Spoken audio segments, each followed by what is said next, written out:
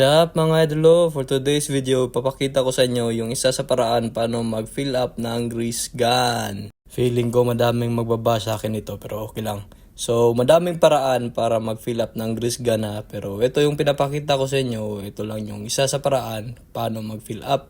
Hindi ko kayo kinukontra pero papakita ko lang. Sa video na makikita natin, yan, yung pinipindot ko yan yung lock nya. So, tinitest ko lang kung gumagana ba. Sa video naman na ito, makikita natin yung grease. So, ito yung gagamitin natin para pang refill sa grease gun. So, dito, ito yung grease gun natin. Ang ginagawa ko dyan is dinidip ko lang yan sa loob. Tapos, sinihila ko yung lever. So, parang nagsasuction ba?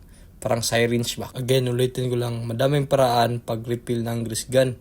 Pero itong ginagawa ko is isa lang sa paraan at saka madali. Although maraming nagsasabi na hindi daw nakukuha lahat o hindi napupuno, pero ito mas madali sa akin Ang importante lang dito sa grease gun habang nagpi-fill up is dapat walang hangin yung loob ng cylinder natin. Kasi kapag may hangin yan yung magkukos ng hindi magpa-pump. And also, sa pag-fill up or sa paggamit ng grease, make it sure na tama yung grease na ginagamit nyo.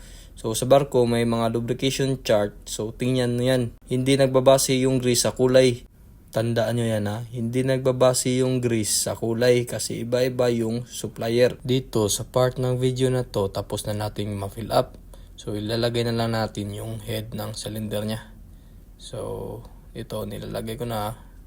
At saka itong lock na to, dapat naka-disengage yan. Yan. So iti-test natin dito. Ita-try kung nagpa-pump ba.